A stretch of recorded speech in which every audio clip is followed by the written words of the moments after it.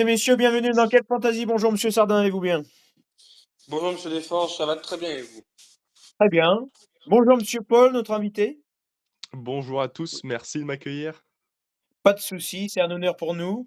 Monsieur Sardin, présentez-nous le sommaire de cette émission. Alors, sommaire, débrief de l'étape 11, ensuite interview de Paul, les favoris et étape 12.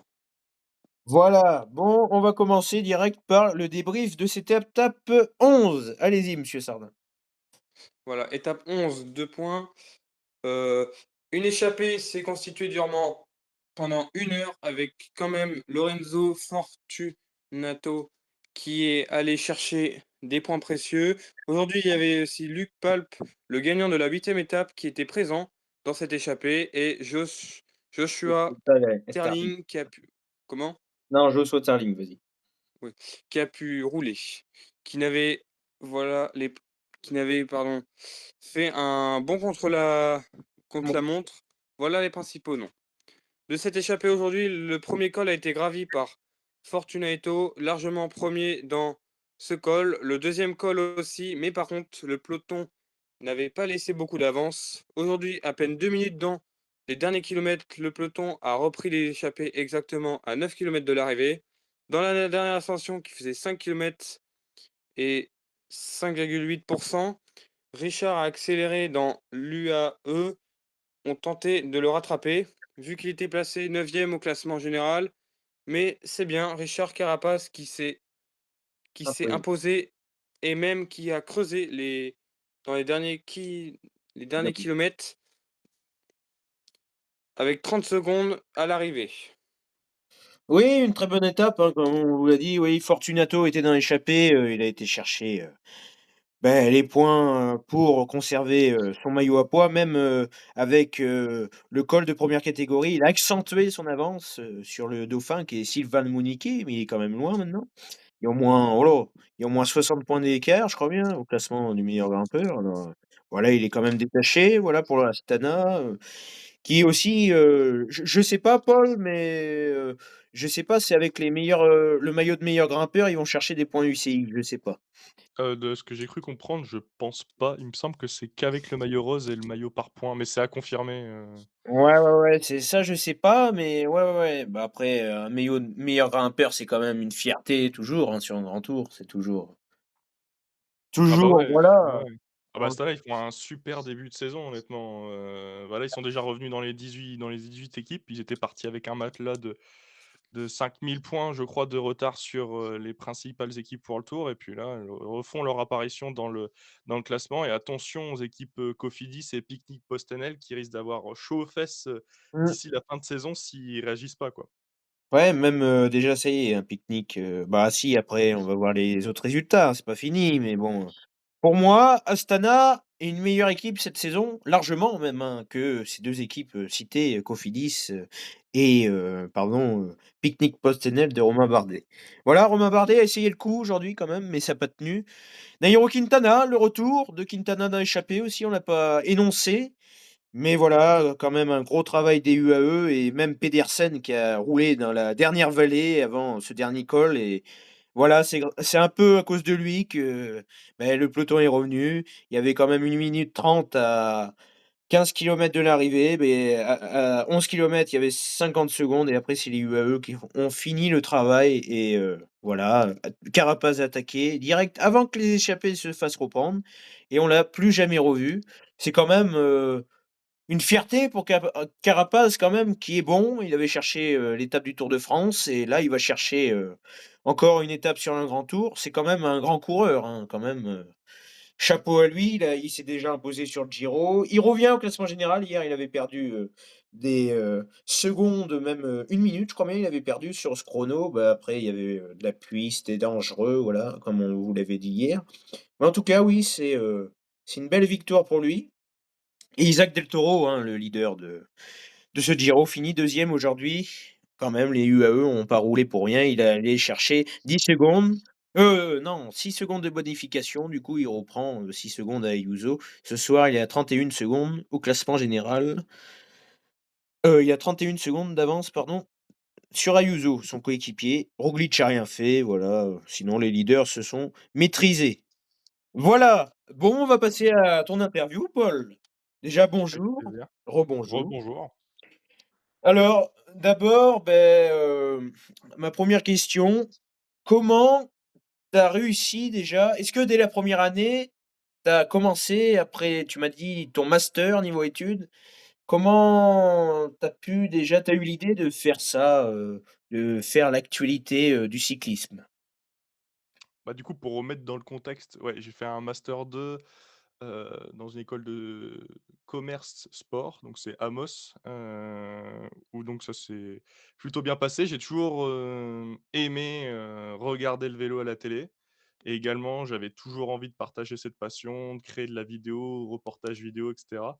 J'avais pas mal démarré pendant la période covid, ce qui j'avais arrêté après avec la poursuite de mes études et là, Ouais, comme bah, tu oui. dis, comme, mon master s'est terminé, l'année dernière, bah, j'avais envie de me tester cette année, de me laisser une année pour, démarrer du coup cette fameuse création de contenu sur les réseaux sociaux avec des contenus qui sont plus ou moins quotidiens. Depuis le début d'année, là, je publie vraiment des vidéos de façon quotidienne. Je loupe pas un jour sans poster depuis le début d'année et puis, bah, pour le moment, ça a l'air de plutôt bien plaire. Il y a des bons retours sur les vidéos et puis la communauté ne cesse de grandir et je suis très heureux de pouvoir, proposer ce genre de contenu. Voilà, moi, comme je disais, je t'ai découvert avant de t'inviter, j'étais sur TikTok, hein, les pour toi comme tout le monde et moi, j'ai vu que j'ai beaucoup de vélos, je t'ai trouvé déjà, j'ai dit, comme quoi je trouvais bien, tu expliquais bien, l'actualité quoi, ça nous mettait dans le bain. Quand tu as pas le temps de voir, le cyclisme, l'actu, tout ça, c'est très bien, c'est un contenu très intéressant.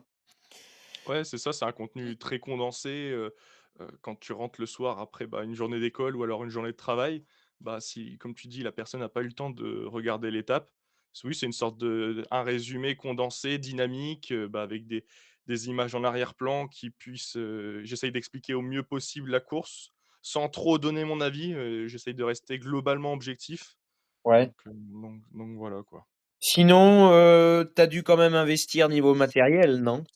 Ouais, ouais, bah, en fait, c'était un changement radical en ce début d'année. Au moment où j'ai commencé à me lancer dans la création de contenu, j'ai dit: «OK, je m'en vais 2 semaines dans le sud». Moi, je suis nordiste de base, je suis du côté de Lille et j'ai Ouais. dit: «Bah, je vais suivre le début de la saison de cyclisme du côté de Marseille avec le Grand Prix La Marseillaise, l'Étoile de Bessèges et le Tour de la Provence» et je me suis dit: «Il faut absolument que je vienne quand même armé niveau matériel». Donc au final, j'ai pas d'appareil photo, de caméra et cetera. J'ai un bon téléphone, j'ai changé de téléphone à la fin d'année dernière, je suis passé sur un Samsung, un S24. Aujourd'hui, les téléphones, ils ont de la super qualité aussi, Ah oui, oui, photo, oui. vidéo, donc c'était sympa et pareil au niveau son, je trouvais que c'était la priorité aussi d'investir niveau son avec, c'est les micros Rode, sans fil, qui sont, bah, au niveau à ce moment-là, enfin, sur le marché, ils sont ultra compétitifs. Bon, j'ai un petit peu investi là-dedans, mais je regrette pas du tout et puis voilà, ça a permis de me lancer, sur ce début d'année. Mmh. D'accord. Du coup, ouais, on parlait de tes études, tout ça et avant le covid, ouais, tu avais testé, mais il y avait peut-être pas le même engouement? Oui et non, ouais, c'était un peu le début et puis pareil, j'étais un peu trop jeune, je me testais aussi dans la création vidéo. Quand je regarde les vidéos qui ont été réalisées à ce moment-là, je vois qu'il y a un peu le jour et la nuit Ouais, bah, oui. entre la période covid, aujourd'hui. Il y avait une vidéo qui avait bien marché. J'avais fait sur ma chaîne YouTube, elle est toujours, en public actuellement. J'avais fait une rétro sur le Tour de France 1989, avec, Laurent Fignon et Greg LeMond, l'écart Ah oui, bah, oui. le plus serré sur un Tour de France et j'en avais fait une vidéo qui a pas marché la première année, mais qui à force, bah, tous les ans dès qu'il y a la période Tour de France, bah, ça crée une hype autour de l'événement et donc sur YouTube, les gens consultent, assez facilement ma vidéo et elle a atteint plus de 70 000 vues aujourd'hui sur YouTube donc c'est pas mal. Il y a encore des répercussions de la période covid pour moi du coup. Oui, bah, oui, hein, la preuve, ouais, avec ses vues. Bon, après, oui, il y a toujours l'engouement, q des choses qui reviennent dans l'année, hein, comme le Tour d'Italie, tous les grands tours, de toute façon, toutes les courses, c'est ça dans le vélo, hein, de toute façon. Voilà. Du coup, oui, est-ce que tu as une autre activité en plus de cette création de contenu? Ouais, du coup, je fais donc là, création de contenu, donc un peu partie communication. D'ailleurs, bah, du coup, si je maintiens, du coup, sur cette première activité, ça me permet de créer un portfolio sur mes réseaux, de créer de la vidéo et cetera. Il y a d'autres marques et d'autres entreprises qui remarquent un petit peu cette création de contenu et donc là, j'ai eu un petit contrat avec, une boîte dans le vélo, qui revend du matos des équipementiers de vélo, sur le territoire français où là, maintenant, je fais leur communication sur les réseaux. C'est tout récent ça et à côté de ça, j'ai cette fameuse double casquette communication événementiel sportif où j'ai créé mon auto-entreprise, bah, en parallèle de mes études en juillet 2022, où je me suis lancé du coup sur des événements sportifs où là je viens en soutien matériel sur des événements sportifs, les plus grands par exemple, bah, à mes débuts, j'avais fait les championnats d'Europe, à Munich en 2022, Ah oui, ouais, c'était ah oui. les événements hors stade, j'ai fait plusieurs fois le Tour d'Allemagne, la classique de Francfort, la classique de Cologne. Là, l'année dernière, j'ai pu faire la course en ligne et la course contre la montre des Jeux olympiques. C'était assez sympathique, aussi, quoi. D'accord, voilà. Oui, oui, du coup, comme on a dit, oui, tout ça et ça te fait quel âge maintenant? Et là, du coup, j'ai 23 ans, d'ici un mois, j'atteindrai, les 24. Bah, le parcours classique après un master 2 tout simplement. D'accord. Oui, bah, de toute façon, hein, c'est toujours ça, hein. Après, Mmh mh. master 2, même, d'autres études, hein, c'est toujours, ça, il C'est faut ça. toujours compter ça. Voilà. Bon, ben, merci Paul pour cette interview. Bah, avec Merci. plaisir, les gars et puis je vous souhaite plein de bonnes choses pour continuer. Je sais que pour vous tous, vous vous lancez pareil, vous êtes toujours encore en études, continuez, abandonnez pas, lâchez pas, c'est Mmh. sympa ce que vous proposez, du contenu, bah, pour résumer, les étapes sur les grands tours, pareil, Oui. c'est super sympa. D'accord. Merci. On va passer tout de suite aux favoris, monsieur Sardin. Oui, favori. C'est à vous. Bon, les favoris de ce Giro quand même, ça a été, une belle lutte, mais c'est Carapaz, le grand gagnant d'aujourd'hui, qui récupère 20 secondes aujourd'hui sur les principaux favoris de ce Giro. Isaac Del Toro deuxième, le maillot rose, bon, c'est pas un favori, hein, mais il est quand même là. Il a toujours son avance sur Ayuso. Sinon, oui, les favoris étaient dans un groupe. Il n'y a pas un favori qui a perdu. La bonne opération, quand même, c'est aujourd'hui, c'est Derek J, quand même, neuvième aujourd'hui. Il est 11e au classement général. C'est sa meilleure place sur, une étape, pour l'instant de ce Giro. Il a fait un top 10 sur le Tour de France, l'année dernière, mais oui, c'est un coureur aussi qui commence à monter. Il a fait troisième du Dauphiné l'an dernier, oui, je pense qu'il va pouvoir peut-être jouer ce top 10 à venir. Roglic, 5e toujours avec sa performance de hier où il a bien rattrapé son retard. Voilà, demain ça sera, une étape 100 pas 100 sprint, il y aura un début quand même avec un col de troisième catégorie, mais on va y revenir bientôt. Mais les favoris demain, en tout cas, ça sera Mats Pedersen pour aller, chercher peut-être une victoire d'étape. Il y aura quand même Milan Frotin de la de la Cofidis, pardon, excusez-moi. Il y aura Caden Grove, il y aura Olaf Koy, voilà les principaux noms du sprint. Voilà pour les favoris, on va passer tout de suite, au profil de l'étape de demain, monsieur Sardin, c'est ça, hein?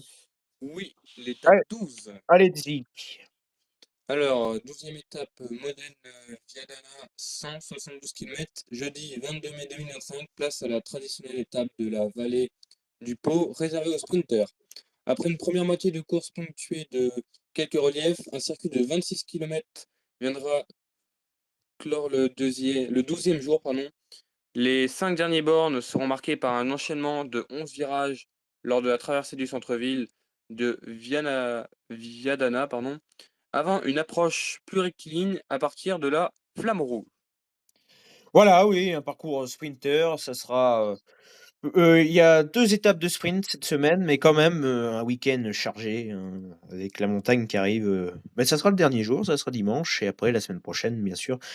Il y aura beaucoup de montagnes à part la 18e étape, où ça sera peut-être pour puncher, même, voire, les baroudeurs et la dernière étape, 100 sprint à Rome. Du coup, il reste, pas beaucoup d'opportunités pour les sprinters. Du coup, je pense que la Lidl Trek de Mats Pedersen, même Paul, je pense que tu les trouves impressionnants depuis le début de Ah bah ouais, Avec le Pedersen, faut je pense, Giro, ouais. enfin, Pedersen déjà, en figure de proue de l'équipe Lidl Trek, mais bah, toute l'équipe quoi, que ça soit Vacek, Ciccone ou Danoulle qui a remporté le chrono hier, bah, ils sont super puissants, ils sont en grande forme. Pedersen dans la forme de sa vie, il est capable de briller sur tous les terrains quoi, c'est Ouais, très ouais, fort. c'est impressionnant depuis, le début de ce Giro, même début ils ont fait une campagne de classiques impressionnante, hein, même si on vous en parle pas sur Quelle Fantasy, c'est impressionnant. Même, Mats Pedersen pour moi sur Paris-Roubaix, il a crevé, le match chanceux, hein, on l'appelle comme ça, mais il pouvait peut-être être parmi, le podium quand même, hein. Je pense qu'il Ouais, il lui pouvait, manque un monument dans sa carrière, il lui manque un monument à Pedersen, ah oui, pour vraiment il réussir une carrière, mais ouais. pour moi, il pouvait aller chercher ce Paris-Roubaix. Bon, Van der Poel était peut-être au-dessus, mais en tout cas, oui, il pouvait aller chercher ce Paris-Roubaix. Il était, bien parti. Voilà, quand même, demain, météo, attention quand même, pas de vent, mais 23 degrés, mais il fera limite, hein, gris, il fait pas bon depuis, le début de semaine sur ce Giro, mais en espérant que ça s'améliore. Voilà, Oui, merci monsieur Sardin pour cette merci. émission. Merci. On se dit à demain. À demain. Merci monsieur Paul, notre invité, Merci, monsieur. Avec plaisir, bon et courage pour la suite les gars. merci, et Merci. on sait jamais, peut-être, sur, un prochain épisode sur un autre grand tour. Bah oui, ce sera Ouais. avec plaisir. Allez, merci. Allez. Allez, salut. À demain. Sur Quelle Fantasy.